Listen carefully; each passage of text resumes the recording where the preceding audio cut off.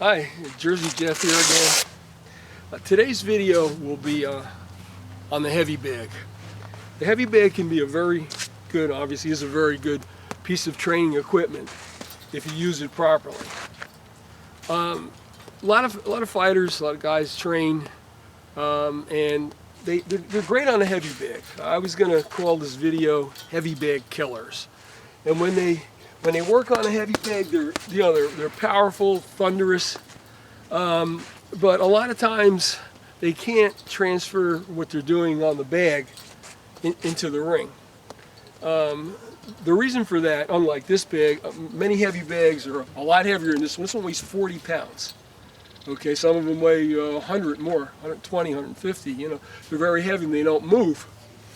The problem is when you get in the ring, unless you're very fortunate to have an opponent that's just going to stand there, you know, and he's not going to move. When the boxer, you get into sparring, or obviously competing, the opponent's probably not going to be so generous as to just stand there. So when you're working with the heavy bag, back to the heavy bag moves, you're adjusting distance. I hit it, you know, here, okay? You want to work in adjusted distance, which requires footwork. When I say to my boxers, or have boxing instruction, I have a group of guys, I say, what's the most important thing? Footwork. Because your feet are what get you in and out, you know, adjusted distance. Your straight punches, when you hit your opponent or a heavy bag, straight punches are going to make contact with 6 to 8 inches left of extension.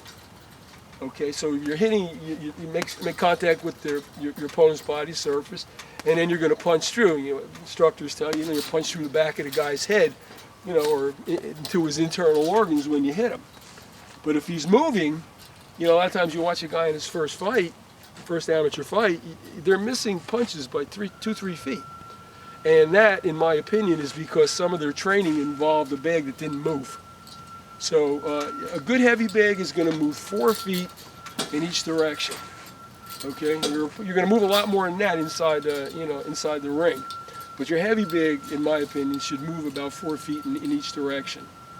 The things that you don't do on a heavy bag also is you got to work with a heavy bag like it can hit you back. Everything you do in your training has to transfer into real time when you're actually sparring or competing. And this doesn't hit back. So we have to make believe it can hit us back. If I'm going to throw a jab here, okay, I'm getting wrapped for a couple reasons. First of which, my shoulder's not protecting my chin, and I'm dropping my hand as I come back. So if I'm throwing this jab, you know, I'm doing great, and I'm not doing so great because I'm wide open over here. Same thing when I throw my right hand.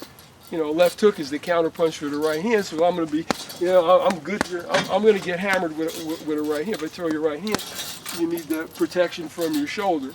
Again, the distance from the bag is critical. What my students do not do, they don't do this to the bag. They're not working, and they're doing all this work, and then are you going to do that to your opponent in the ring? You can't say, hey, guy, you're driving me crazy. Stand still. You're moving around too much.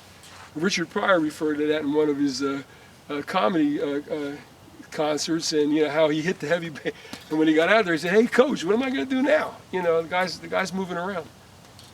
So working on a heavy bag, you know, it's going to move, and you're going to have to adjust those distances if you want your training, which I feel all your training should transfer into sparring and competing. All right. The heavy bag can be a great piece of equipment to work with. Obviously, it is. It's a center, focal point of a boxer's training.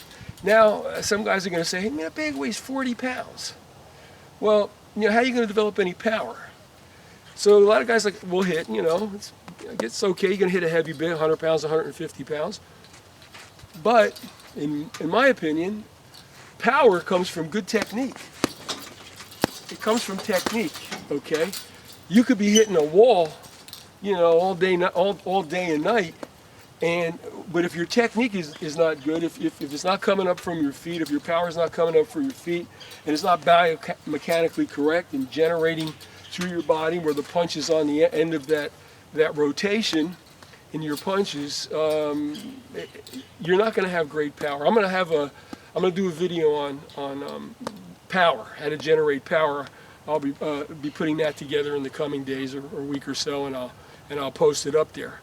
But again, the fundamentals of a heavy bag, okay, is you're adjusting distance, okay, and you've got to make believe it hits back. When you fire off a heavy bag, you've got to do some kind of evasive movement. If to be a boxer, now a slugger is going to get in there and he's going to hammer away. What he does on a heavy bag is very much what a slugger will do, in the ring. And a fighter, he'll stay on you and it'll be. But a boxer, no.